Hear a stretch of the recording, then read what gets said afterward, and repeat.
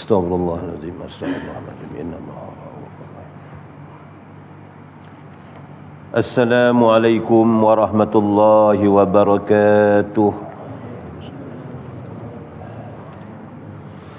Ila hadratin Nabi Mustafa Muhammadin sallallahu alaihi wasallam, summa ila al-qubur wal jamil mu'minina wal mu'minat wal muslimina wal muslimat kulluhum ajmain. Syaulillahi lahumul Fatihah.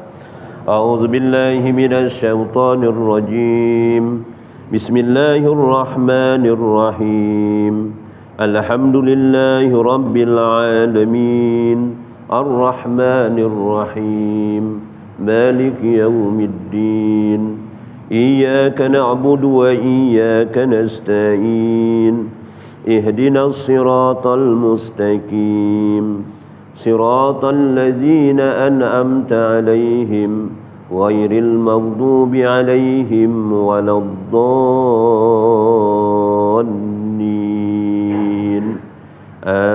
Amin. A'udzu billahi samii'il 'aliim minasy syaithaanir rajiim. Bismillahirrahmanirrahim. Alhamdulillahi rabbil alamin. Hamdan hamidin, hamdan syakirin, hamdan naimin, hamdan sabirin, hamdan kasiran tayyiban mubarakan fih, hamdan yuwafi ni'amahu wa yukafi'u mazidah. Ya Rabbana lakal hamdu kama yanbaghi li jalali wajhika wa azimi sultanik. Allahumma amsayna ala al-fitratil Islam wa kalimatil ikhlas wa ala dini Nabi Muhammadin sallallahu alaihi wasallam wa ala millatina abina Ibrahim alaihi salam hanifan musliman wa makana minal musyrikin. Allahumma ahrijna min zulumatil wahmi wa akrimna binuri fahmi waftah alaina bimarifati ilmi wa nawir qulubana kama nawarta samsa wal qamar wa sahil lana abwaba fadlik. Rabbana atina fid dunya hasanah wa fil akhirati hasanah wa qina azaban nar. Wa sallallahu ala sayyidina Muhammad wa ala alihi wa sahbihi wa baraka wa sallam. Walhamdulillahi rabbil alamin. Taqabbalallahu minkum. A'udzu billahi samii'il 'aliim minasy syaithaanir rajiim. Bismillahirrahmanirrahim. Alhamdulillahi rabbil alamin. Alhamdulillahi nahmaduhu wa nastaghfiruh wa na'udzu billahi min sururi anfusina wa min sayyiati a'malina. May yahdihillahu fala mudhillalah wa may yudlilhu fala hadiyalah. Asyhadu an la ilaha illallah wa asyhadu anna Muhammadan abduhu wa rasuluh. Qala Allah subhanahu wa ta'ala, a'udzu billahi minasy syaithanir rajim. Rabbana waj'alna muslimaini laka wa min dzurriyyatina ummatan muslimatan lak wa arina manasikana wa tub 'alaina innaka antat tawwabur rahim. Shadaqallahul azim. Bismillahilladzi la yadurru ma'asmihi say'un fil ardi wala fis sama' wa huwas sami'ul alim. Bismillahi ma sya'allah la yasukul khaira ilallah. Bismillahi ma sya'allah la yasrifu su'a ilallah. Bismillahi ma sya'allah ma kana min ni'matin faminallah. Bismillahi ma sya'allah la ya'ti bil hasanati ilallah. Bismillahi ma sya'allah la haula wala quwwata illa billah. Yang berbahagia lagi dikasihi Tuan Pengerusi Surau Nurul Islam serta semua ahli jawatan kuasanya, yang dihormati tuan-tuan imam, tuan-tuan Bilal, dan yang dihormati semua barisan para alim ulama, tuan-tuan haji, puan-puan hajah, tuan-tuan, puan-puan hadirin hadirat yang dikasihi lagi dirahmati Allah sekalian. Apa khabar semua? Alhamdulillah. Kape waras, alhamdulillah. Terlebih dahulu saya mohon ribuan ampun dan maaf lah, suara saya ni agak serak-serak basah sikit dia. Diberi nikmat sesama ya. Jadi alhamdulillah, terlebih dahulu marilah kita sama-sama bersyukur kepada Allah Subhanahu wa taala yang telah menurunkan pada kita akan nikmat yang tidak terhingga banyaknya, terutamanya akan nikmat iman dan Islam. Banyakkanlah kita berdoa dan berharap penuh semoga sepanjang kita hidup di dunia ini dan sekiranya kita mati nanti dalam keadaan beriman dan bertakwa kepada Allah Subhanahu wa taala. Lagi-lagi tuan-tuan hadirin hadirat yang dirahmati Allah sekalian, kita ni kebanyakannya dah umur 40 tahun ke atas, ya. Tak berapa yang ada lah umur 40 tahun ke bawah ni. Termasuklah yang cakap ni dah semua 40 tahun ke atas. Apabila dah 40 tahun ke atas, tuan-tuan hadirin hadirat yang dirahmati Allah, yang mana saya terangkan dalam bulan yang lepas, kita banyak-banyakkanlah berdoa kepada Allah Subhanahu wa taala dalam suratul Al-Ahqaf ayat 15, ataupun kita boleh amalkan satu doa dalam surah An-Naml ayat 19. Banyakkan baca doa ni kalau dah umur 40 tahun ke atas. Sebelum 40 nak baca pun bocorlah, orang jadi salah. Sing susah orang bocor, orang dengar, ya. Iaitu surah An-Naml ayat 19. A'udzubillahi minasyaitonir rajim. Rabbi auzi'ni an askura ni'mataka allati an'amta alayya wa ala walidayya wa an a'malan salihan tardahu wa adhilni birahmatika fi ibadikas salihin. Tuan-tuan, jadi mudah-mudahan saya terangkan lagi secara ringkas pertemuan yang lepas, bulan yang lepas. Saya rasa masih ingatlah. Kita kalau tak ingat je lupa, kalau lupa je tak ingat, ya. Antara dua itulah tuan-tuan. Tak ingat pun tak apa, setidak-tidaknya tuan-tuan dah duduk dalam majlis ilmu, ya. Umur 40 tahun ke atas, pertamanya kita disuruh banyakkan berdoa apa? Dan disuruh kita banyakkan berubah lebih baik. Pertamanya umur 40 tahun ke atas, janganlah kita suka mengeluh. Pertamanya jadilah hamba Allah yang bersyukur kepada Allah Subhanahu wa taala. Sesuatu yang berlaku pada kita ni tuan-tuan ada hikmahnya. Sesuatu yang berlaku pada kita ini semuanya ada hikmah. Sebab tu kita kena redha, kena terima apa yang Allah Taala kurniakan kepada kita. Mungkin bagi kita tak baik, tapi Allah Taala bagi kita tak baik itu ada hikmahnya. Contohnya kita sihat selama ni, tiba-tiba sakit, ada hikmahnya. Contohnya kita selama ni metik kelapa sawit tak pernah hilang, tak pernah ditunggu pun tak hilang, tiba-tiba baru petik, tiba-tiba hilang, belum petik dah hilang kat pokok contohnya. Tu mungkin ada hikmahnya. Bagi kita buruk, tapi Allah Ta'ala uji kita itu sudah barang tentu ada hikmahnya. Sebagaimana ada satu kisah tuan-tuan, cerita orang salafus soleh, bukan cerita dalam Quran, bukan cerita dalam hadis tuan-tuan, ya. Ada seorang pakcik ni tuan-tuan, dia ada hartanya tak banyak, cuma ada seekor kuda betina aja dengan anak lelaki. Isteri pun dah tak ada, dah meninggal. Jadi pakcik ni duda lah senang cerita. Hartanya cuma seekor kuda betina dan kemudian ada seorang anak lelaki. Kuda betinanya pula malas nak bekerja, adik berdandan aja. Sebab kuda betina ni masih dara lah senang cerita, belum ada jantan. Suruh berlari tak nak berlari sangat, suruh angkat barang tak nak angkat barang sangat, asyik berdandan aja. Orang pun kata, pakcik ni dah lah tak kaya, kuda cuma seekor, kuda betina, itu pun asyik berlawa aja, suruh kerja tak nak. Malang nasib pakcik ni. Pakcik tu cakap apa? Yang tak baik tak semestinya tak baik, yang baik tak semestinya baik. Itu aja dia cakap. Satu masa pakcik ni pun bawa kuda ni, suruh berlari tak nak berlari, bawa barang asyik macam malas nak bawa barang. Jadi pakcik ni pun penat, duduk bawah pokok, lupa nak tambat dia punya kuda. Pakcik pun tertidur. Sekali sadar, kudanya hilang. 1 hari tak balik, 2 hari tak balik. Orang pun jumpa pakcik, malang betul lah pakcik ni, harta dah lah tak banyak, cuma anak seorang, kuda seekor betina, malas pula tu, hilang pula tu. Dah pakcik tak ada harta. Pakcik tu cakap apa?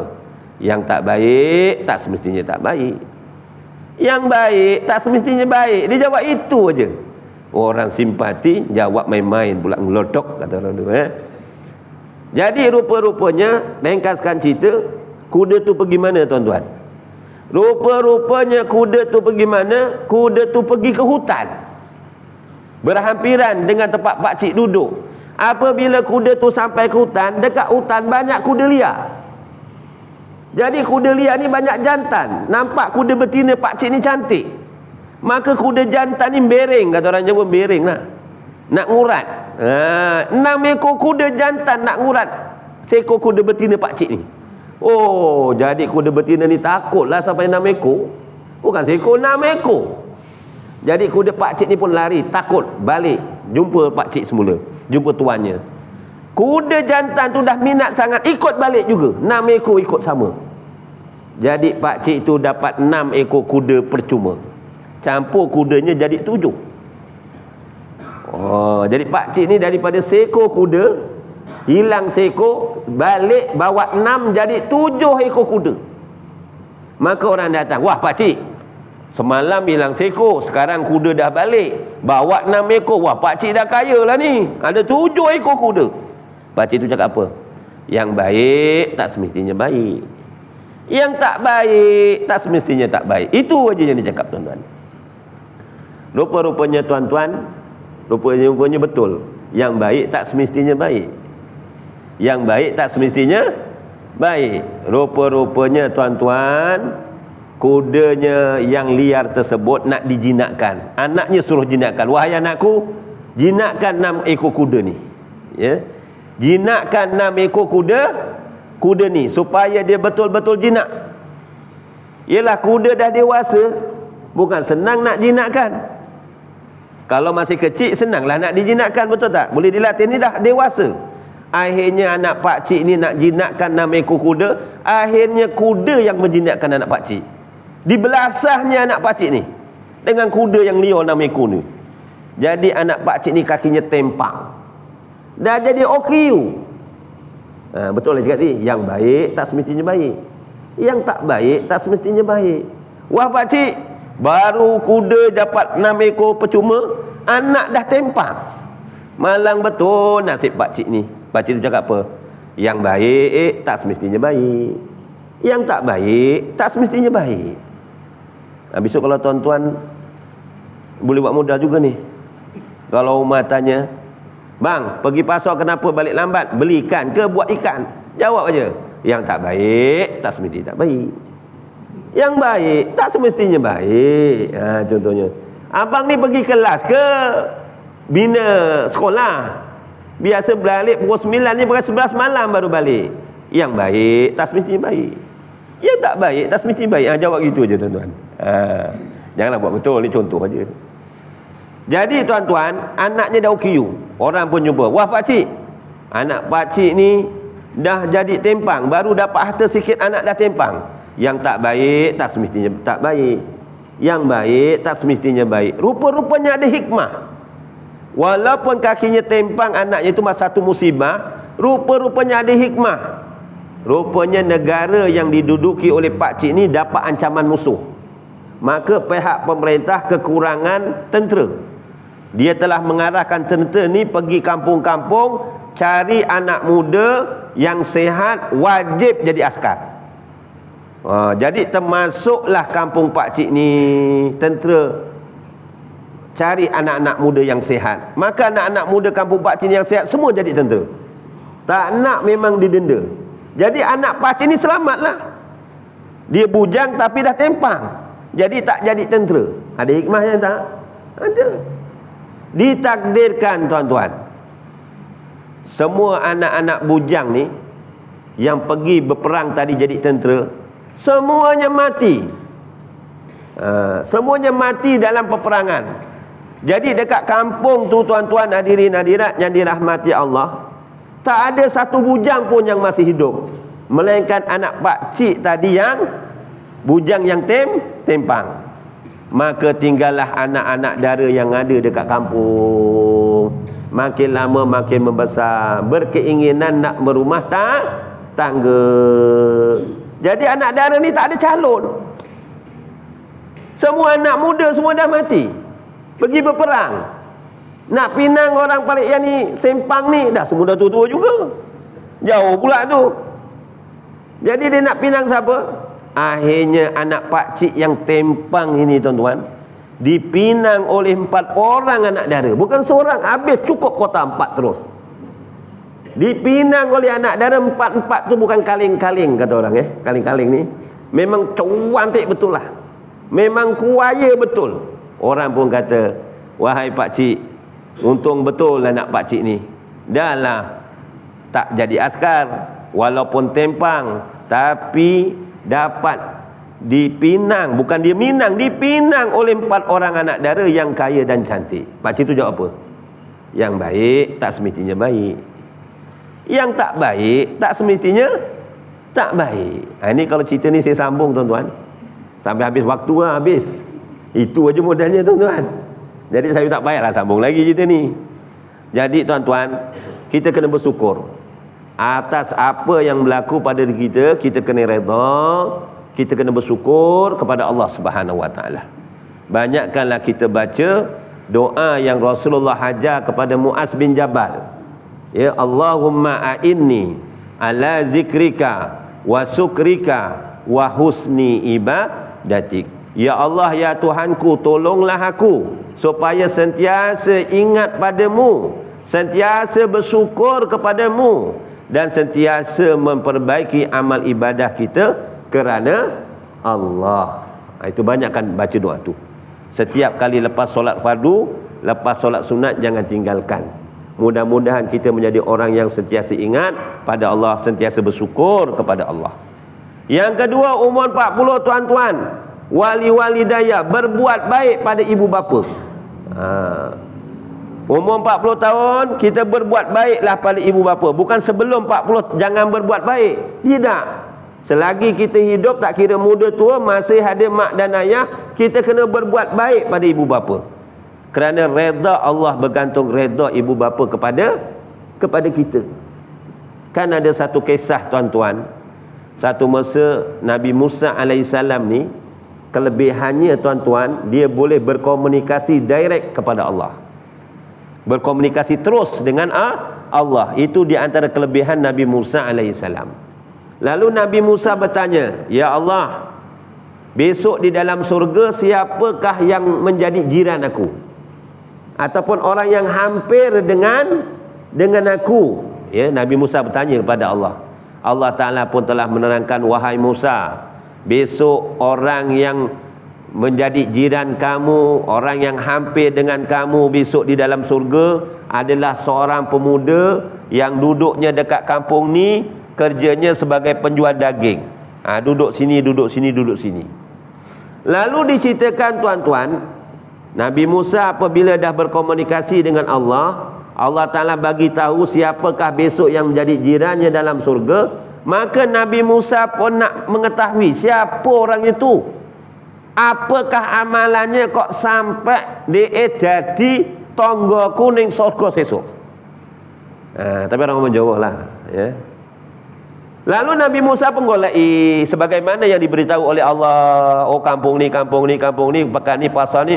Oh, jumpa seorang pemuda yang sedang jual daging. Lalu dia jumpa dengan pemuda itu, wahai saudara, sudikah kamu menerima aku ni sebagai musafir, sebagai tetamumu, wahai pemuda? Pemuda itu dengan menjawab apa? Aku menerima kamu sebagai tetamuku, tapi tunggulah sehingga aku tutup kedai ni, barulah ikut aku balik. Pemuda ni seorang yang soleh. Tetamu datang, dia tak berapa kenal pun, dia pun layan tetamu tu dengan baik. Sebab tu tuan-tuan, kita ni kalau ada tetamu yang datang, kita layani, kita santuni sebaik mana yang mungkin. Sebab tetamu yang datang ini bawa 1000 rahmat, bawa 1000 berkat seorang. Kalau ramai, lagilah banyak tuan-tuan. Lalu pemuda ini dah siap jual daging, nak tutup kedai. Dia ambil sedikit daging, masukkan dalam keranjangnya. Nak kita lepuk kek kresek lah. Tapi masuk pi dok no kresek.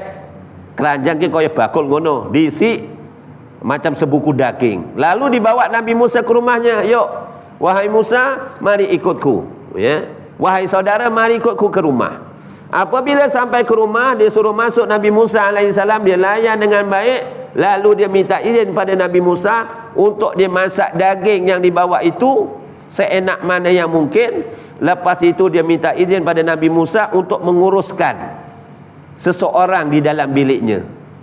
Apabila seorang pemuda tu dia masuk dalam bilik, dia keluarkan dalam keranjang yang agak besar. Keranjang ni macam bakul yang besar, macam ada macam burung yang mengeringkuk, tapi bukan burung sebenarnya, iaitu seorang manusia, wanita yang telah uzur, yang lemah, yang tidak mampu bergerak sendiri.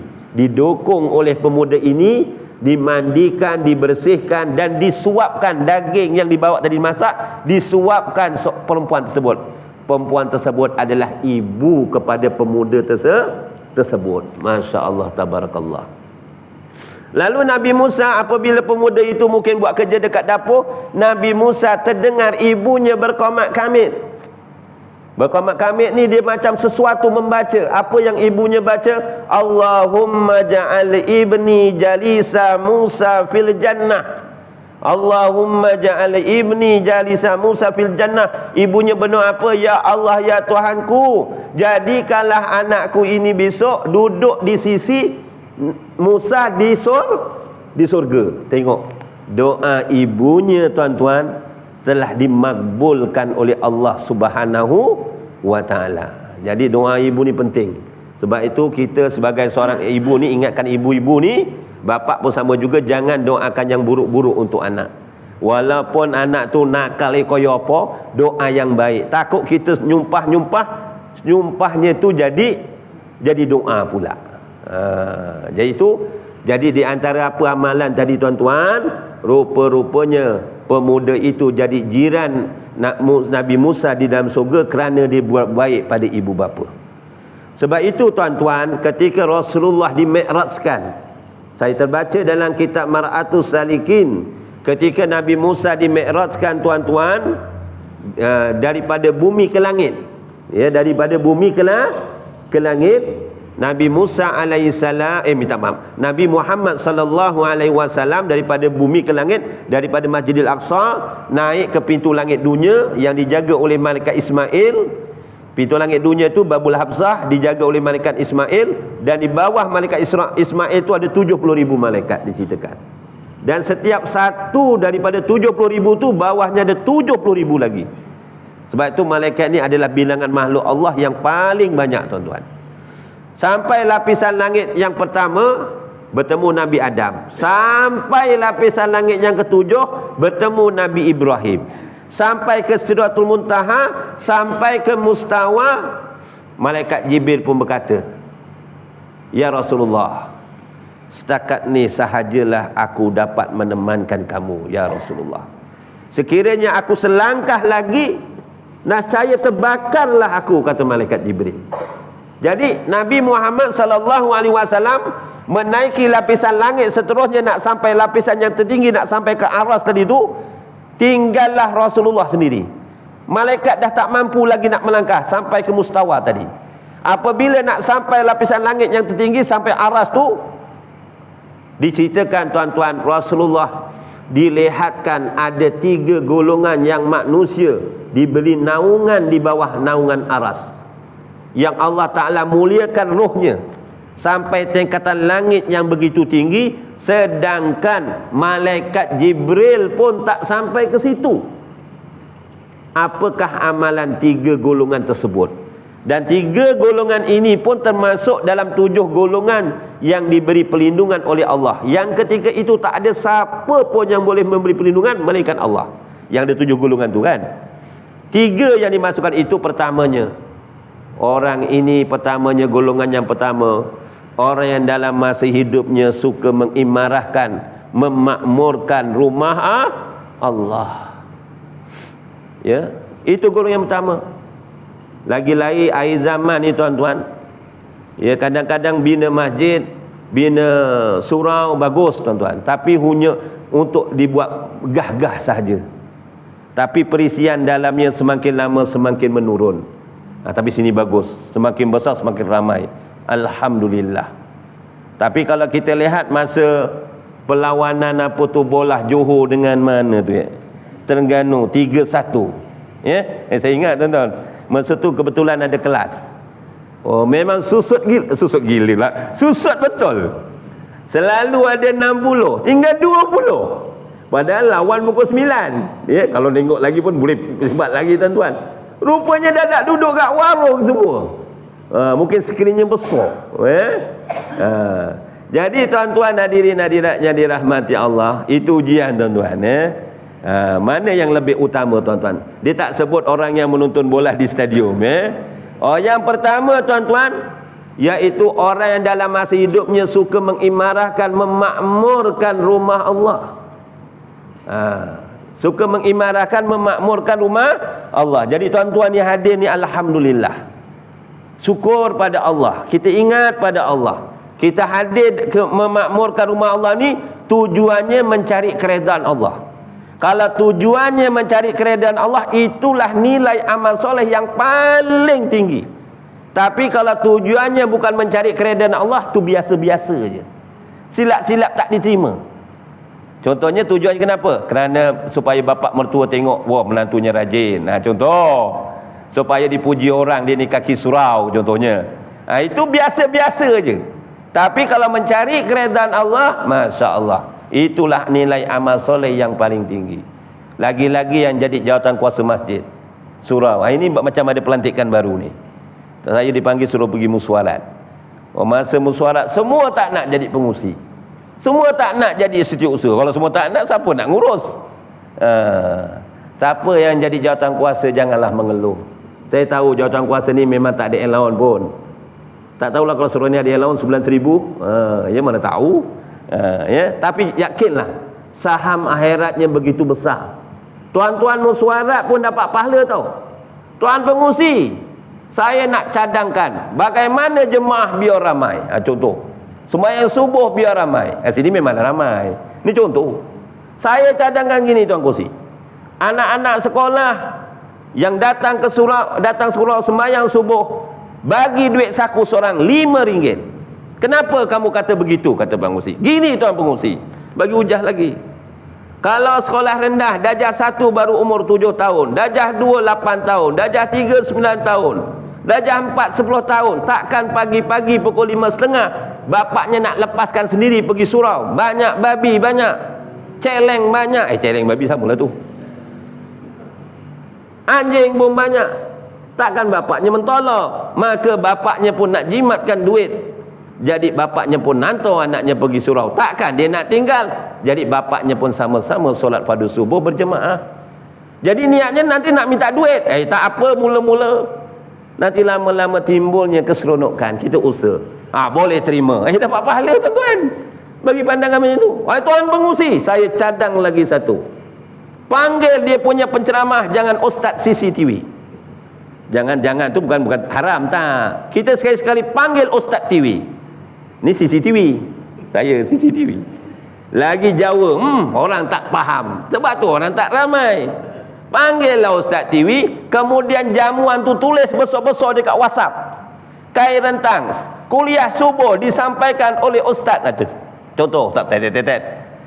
Jamuan kambing golek. InsyaAllah ramai. Tuan pengusi, saya cadangkan lagi satu. Buat papang tanda yang boleh menyentuh hati apabila dibaca. Tuan-tuan, saya terbaca satu papan tanda tuan-tuan. Saya rasa dekat Batu Pahat ni belum jumpa lagi. Saya terbaca dekat sebelah utara sana. Dia tulis Jawi. Latar belakangnya warna hijau, tulisannya warna putih. Jawi. Assalamualaikum.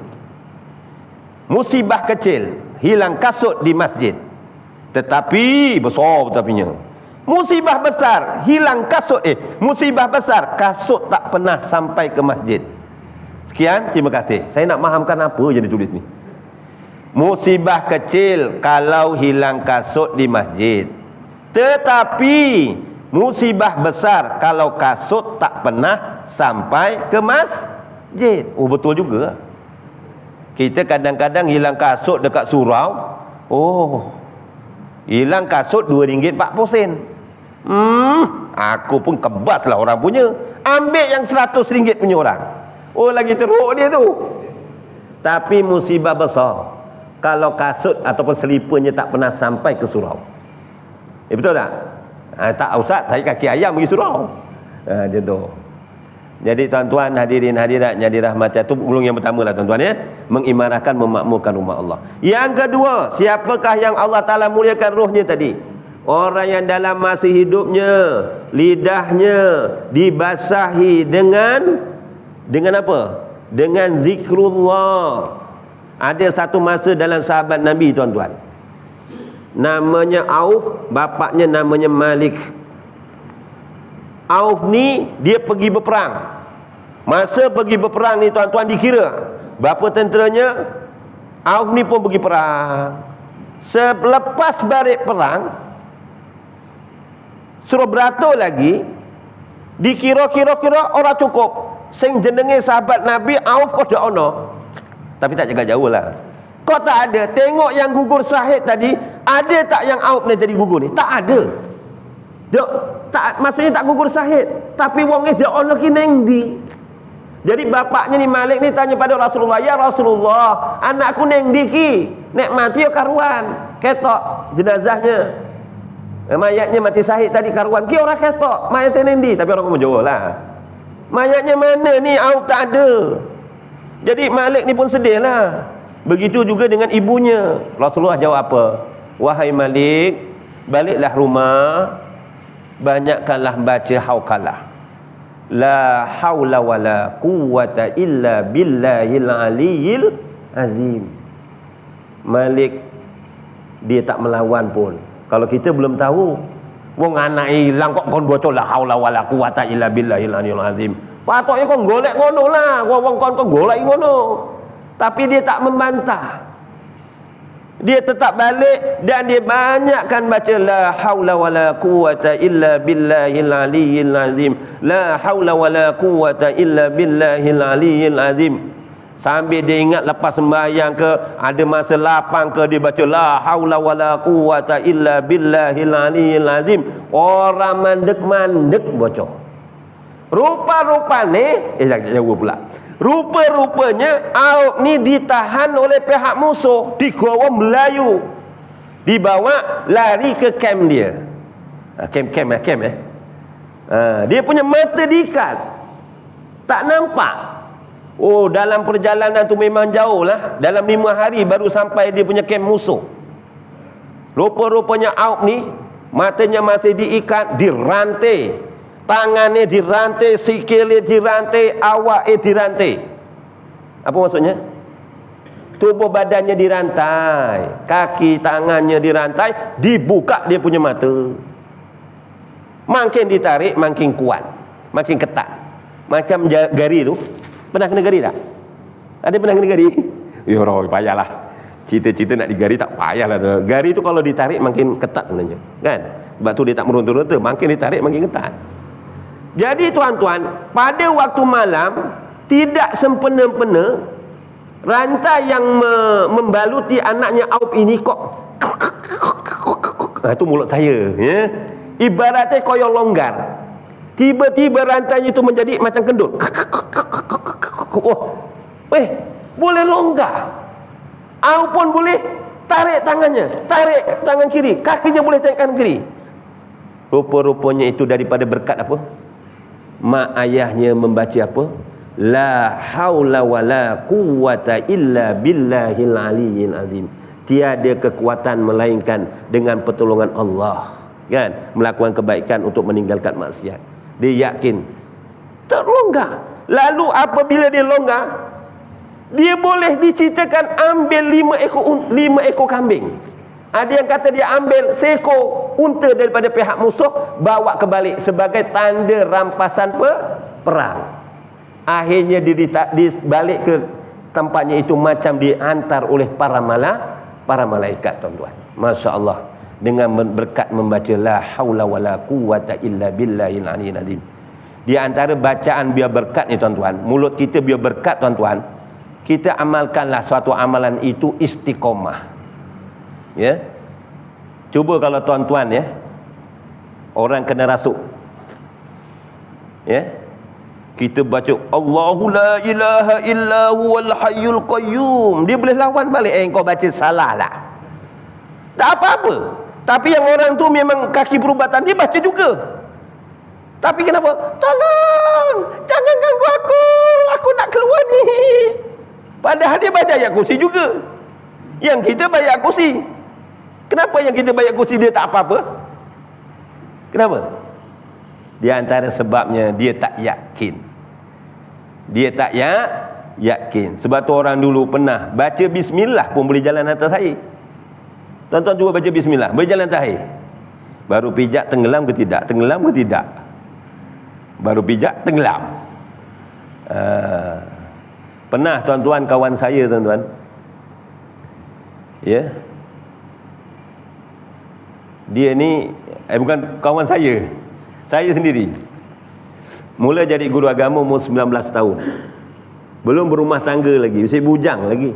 Jadi guru agama pun suruh baca doa selamat aja, bukan tunggu-tunggu susah sangat. Masa tu nak jadi guru agama mudah. Orang lelaki ada SPM, ada darjah khas. Oh dah boleh, tak ada Arab pun boleh-boleh masa tu. Sekarang jangan harap lah. Tak ada diploma pendidikan memang tak boleh jadi guru agama. Jadi 19 tahun dah jadi guru agama. Seminggu saya guru agama, pukul 2 malam orang datang. Ustaz, dah panggil ustaz tu. Oh gerun dengan saya. Panggil ustaz, yang saya apa doa selamat aja. Ustaz, anak saya meracau ni macam mana ni? Tolonglah ustaz. Wah, aku nak baca apalah ni. Boleh-boleh insya-Allah saya tolong. Saya lari rumah tuan imam. Imam masjid dibuat alasan pula. Ni ambil air ni, saya bagi air lah. Ustaz buat sini. Habis macam mana? Kau simbahkan aja gitu. Saya simbahkan, makin kuat makin lawan. Makin kuat makin lawan. Jadi saya pun lari juga. Saya pun jadi lari juga. Ya semua-semua tak pandai. Jadi apa akhirnya tuan-tuan? Saya teringat guru saya cakap, kalau nak macam ini, kamu bacalah yang kamu selalu baca, nanti ada keberkatannya. Kita baca selalu yang kita baca, ada keberkatannya. Oh, kalau gitu aku selalu azan.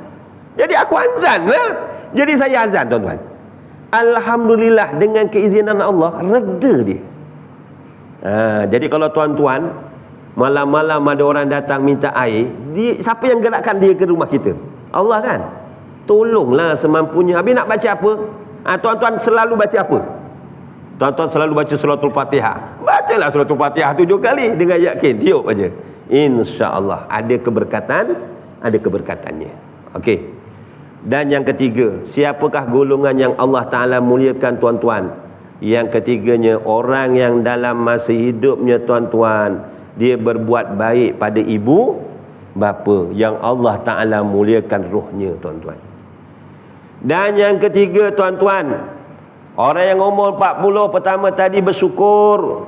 Yang kedua berbuat baik pada ibu bapa. Yang ketiganya tuan-tuan, orang 40 tahun ke atas ini, wa an a'malan salihan tardahu. Umur 40 tahun ke atas ni tuan-tuan, lagi-lagi rajinlah kita melakukan perkara yang diredai oleh Allah. Perkara yang dilarang hendaklah kita tinggalkan tuan-tuan. Azan nanti kita sambung 5 minit lagi insya-Allah. Azan dulu.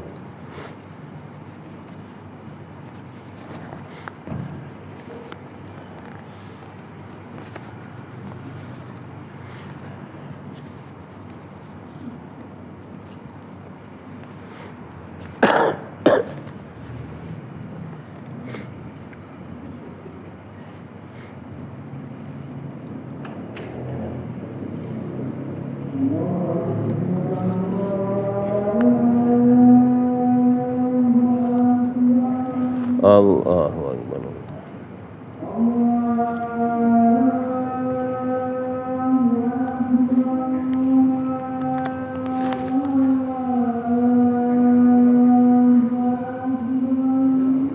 Allahu Akbar.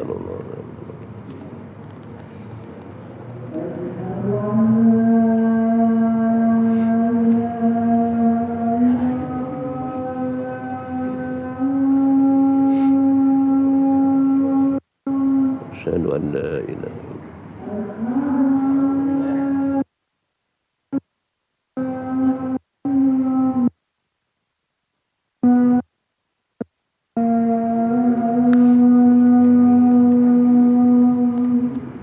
asyhadu an la ilaha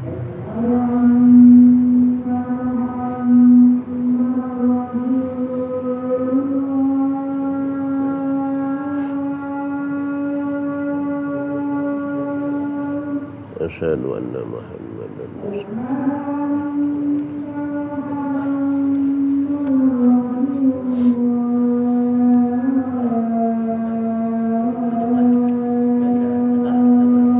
Asyhadu anna Muhammadan Rasulullah.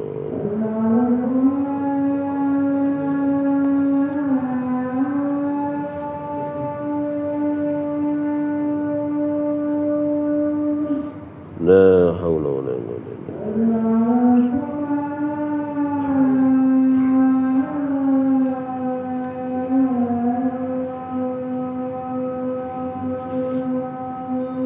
La haula wala quwwata illa billah.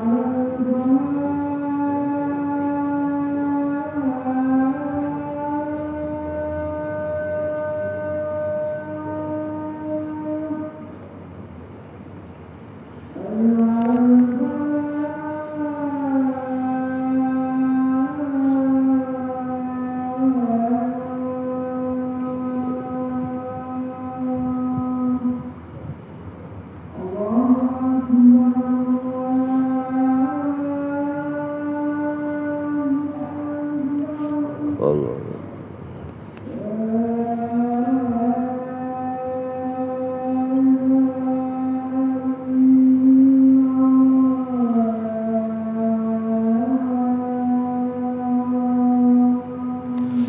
La ilaha illallah Muhammadur Rasulullah sallallahu alaihi wasallam. Allahumma rabb hadhihi da'wati tamma wa salatu qa'imah. Ati sayyidina Muhammadan wasilah wal fadila wa salatu aliyat rafiyah wa ma'asumaqam mahmudan alladhi wa'atah innaka latuliful mi'an. Rabbi fili wa li walidayya wal mu'minina yauma yaqumul hisab. Dan tuan-tuan, umur 40 tahun ke atas tuan-tuan, kita lakukanlah amal yang diredai oleh Allah dan tinggalkanlah amalan yang tidak diredai oleh Allah. Rasulullah sallallahu alaihi wasallam ada menyatakan dalam hadisnya tuan-tuan, ya, dalam kitab Ayuhal Walad yang telah disusun oleh Syekh, Allah yarham, Syekh Muhammad Fahmi Zamzam. Apa kata Rasulullah tuan-tuan? Wa man jawazal alba'ina wa lam yahlib ghairuhu sarrahu falyatajahhaz ila. Apa kata Rasulullah? Dan sesiapa yang umurnya lebih daripada 40 tahun, termasuk kita lah ni, lebih 40 tahun, sedangkan kebaikannya masih belum dapat melebihi kejahatan. Umur 40 tahun ke atas, kejahatannya lebih banyak daripada kebaikannya.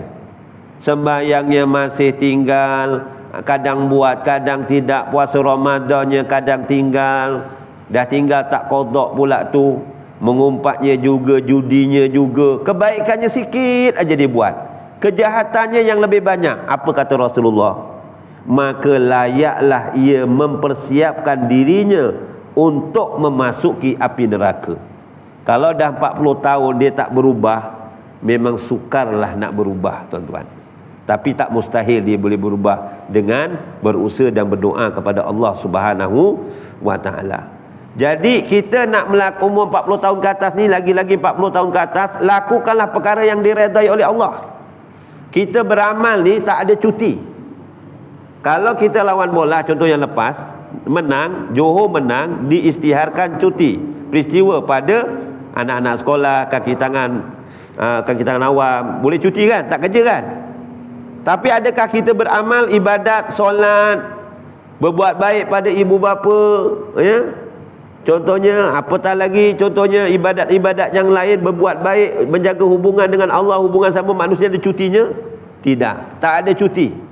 Melainkan 3 golongan kalau dia tidak ditanggungjawabkan untuk beramal. Siapakah 3 golongan yang terangkat akan kolamnya? Maksudnya tidak ditanggungjawabkan untuk beramal ibadah. Pertama yang Rasulullah sebut, rufi'al qalamul an salasah. Ada 3 golongan yang terangkat penanya untuk mencatat. Maksudnya dia tidak dituntut beramal. tak ada dosa pahala baginya, tuan-tuan. Ya, iaitu pertamanya orang yang apa? Anil naimi hatta yastaiqiz, iaitu orang yang tidur sampai dia bangun. Orang tidur, tuan-tuan, kalau dia tidur ngelindur, dia ceraikan isterinya, jatuh tak? Dia tidur ngigau ceraikan isterinya, jatuh tak? Tak jatuh. Dia tidur, maka tidak terangkat penanya, ya, mencatat akan apa yang dilakukan. Yang keduanya yang tidak tanggungjawabkan beramal, tuan-tuan, ke anak-anak, ya, wa ansu bihi hatta yahtalib, iaitu anak-anak sampailah dia balik. Kanak-kanak sehingga umurnya balik.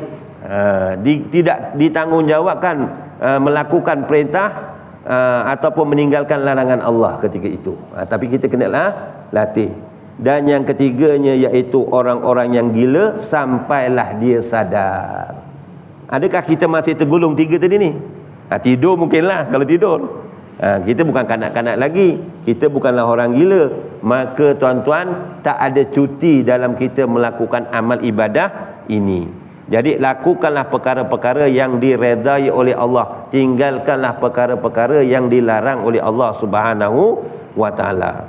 Contohnya umur 40 tahun lebih, kawannya ajak pergi gotong royong bersihkan surau, bersihkan tanah perkuburan, pergilah.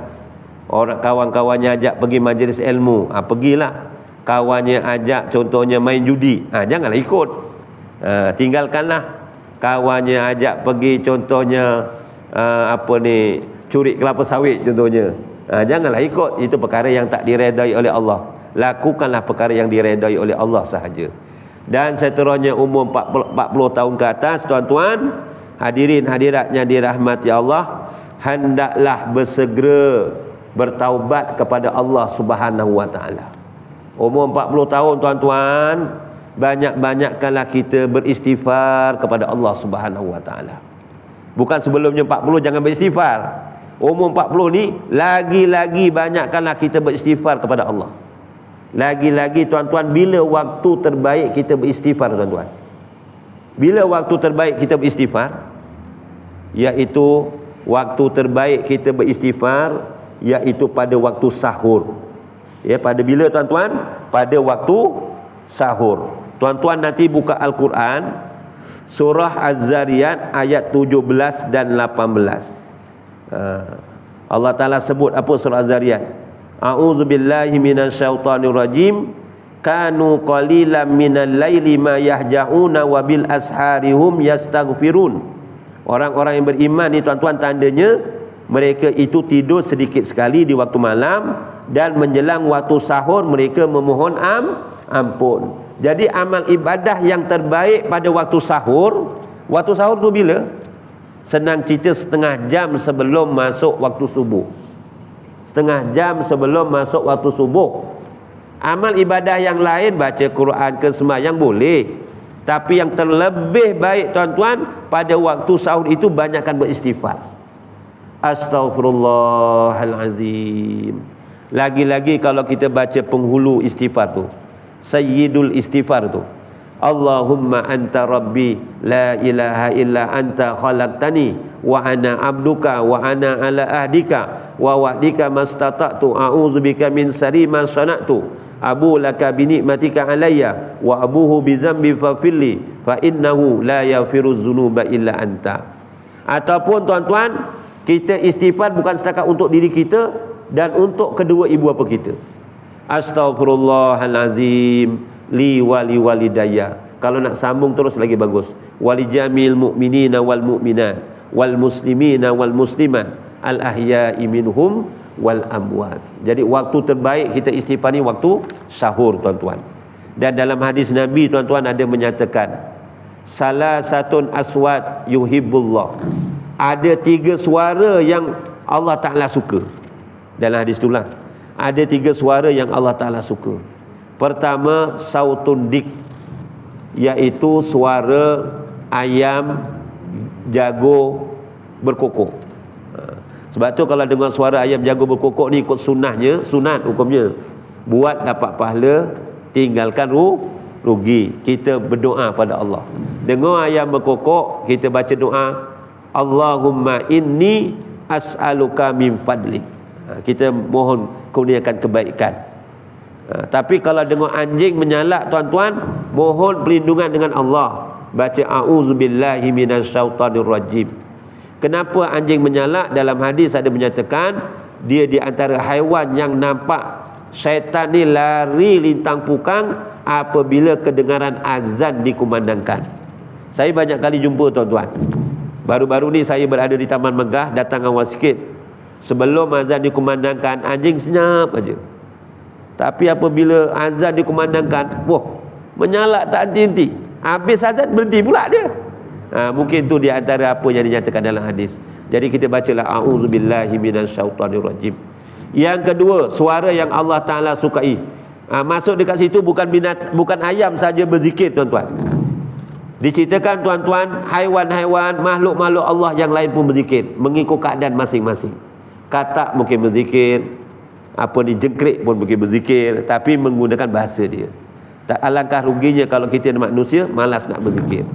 Yang kedua, suara yang disukai oleh Allah, sautul ladzi yaqra'ul Quran, iaitu suara orang yang suka membaca Al-Quran. Jadi alhamdulillah, tuan-tuan, bacalah Al-Quran setiap hari. Tak dapat satu juzuk, dapat satu makrok pun alhamdulillah. Jangan sampai tak baca langsung. Dan yang ketiganya, suara yang disukai oleh Allah, sautul ladzi yastaghfiru bil ashar, iaitu suara orang yang beristighfar pada waktu sahur. Dan hadirin hadirat yang dirahmati Allah, dan akhir sekali, orang yang 40 tahun ke atas, banyakkanlah bertawakal hanya kepada Allah. Jangan berserah diri selain daripada Allah Subhanahu wa ta'ala. Jadi setakat itu saja pada malam ini. Minta tolong bagikan ni, bagi keliling saja. Minta maaf satu. Sama tak dalamnya? Takut. Minta satu. Ni lain pula saya punya ni. Okey, tak bagi tu. Okey, yang saya bagi ni, tuan-tuan, amalan-amalan diambil daripada kitab yang telah disusun oleh Syekh Muhadir bin Haji Jul, Kitab Amalan Orang-orang yang Soleh.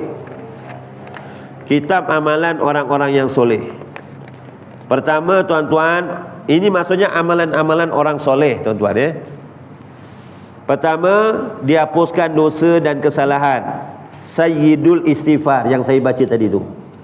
Bacalah kalau boleh 3 kali selepas subuh, 3 kali selepas maghrib. Kalau kita mati siangnya ataupun malamnya, kita baca istiqamah dengan yakin, insya-Allah kita menjadi ahli surga. Tapi amalkan istiqamah lah, tuan-tuan. Yang keduanya, bacalah surah Al-Ikhlas 200 kali setiap hari, sebaik-baiknya selepas solat subuh. Kalau tak 200 kali, dapat 10 kali pun alhamdulillah. Orang yang baca 10 kali surah Al-Ikhlas, Allah Ta'ala binakan sebuah istana dalam surga. Yang ni kalau 200 kali setiap hari, tuan-tuan, lepas subuh, Rasulullah ada menerangkan, sesiapa yang membaca setiap hari sebanyak 200 kali Qul huwallahu ahad, maka baginya dosa-dosa kecil 50 tahun diampunkan oleh Allah, melainkan dia mempunyai hutang. Yang keduanya, bacaan zikir tauhid, la ilaha illallah. Kalau boleh, tuan-tuan, satu hari satu malam, jangan kurang 1000 kali. Jadi mudah-mudahan di akhir hayat kita ni mudah nak melafazkan kalimah tauhid, la ilaha illallah. Dan seterusnya, istighfar supaya tidak melihat sesuatu yang tidak menyenangkan hati, sama ada di rumah, keluarga ataupun tempat tinggal dan daerahnya. Istighfar ni banyak istighfar. Kalau kita kat rumah rasa resah, tengok orang rumah nak macam marah aja, tuan-tuan, baca 27 kali istighfar ni pagi dan petang. Astaghfirullahallazi la ilaha illa huwar rahmanur rahim, al hayyul qayyum allazi la yamut wa atubu ilaihi rabbi filli. Dan seterusnya, wirid Al-Fatihah Imam Al-Ghazali. Surah Al-Fatihah tersebut dibaca selepas solat subuh 21 kali, selepas solat zuhur 22 kali, selepas solat asar 23 kali, selepas solat maghrib 24 kali, dan selepas solat isyak 10 kali. Jumlahnya adalah 100 kali. InsyaAllah akan diberi keberkatan dan kebaikan dalam kita membaca suratul Fatihah 100 kali setiap hari. Dan seterusnya dengan membaca Bismillah 786, iaitu berkenaan sama dengan huruf Bismillahirrahmanirrahim. Kalau tuan-tuannya nak beli kitab amalan orang soleh yang disusun oleh Ustaz Muhadir bin Haji Jul, ya. Jadi setakat itu saja. Kalau ada silap dan salah harap dapat dimaafkan. A'udzubillahi minasyaitonirrajim. Bismillahirrahmanirrahim. Alhamdulillahirabbil alamin. Wassalatu wassalamu Muhammadin asrafil anbiya'i wal mursalin wa ala alihi wa sahbihi ajma'in. Allahumma arinal haqqa haqqa warzuqna tiba'ah wa arinal batila batila warzuqna tinabah. Allahumma a'ti Muhammadanil wasilah waj'al fil mustafina mahabbata wa fil alamina darajata wa fil muqarrabina syarrah. Allahumma ij'al jam'ana hadza jam'an marhuma wa tafarraqana min ba'dihi tafarruqan maksuma. Rabbana atina fid dunya hasanah wa fil akhirati hasanah wa qina azabannar. Wa sallallahu ala sayyidina Muhammad wa ala alihi wa sahbihi wa baraka wa sallam. Walhamdulillahi rabbil alamin. Taqabbalallahu minkum. Subhanakallahumma wa bihamdika asyhadu an la ilaha illa anta wa astaghfiruka wa atubu ilaik. Bismillahirrahmanirrahim. Wal asr innal insana lafi khusr illa allazina amanu wa amilus solihat wa tawasaw bil haqq wa tawasaw bis sabr. Sadaqallahul azim. Dan ini saya sudahi dengan wabillahi taufik wal hidayah. Wassalamualaikum warahmatullahi wabarakatuh.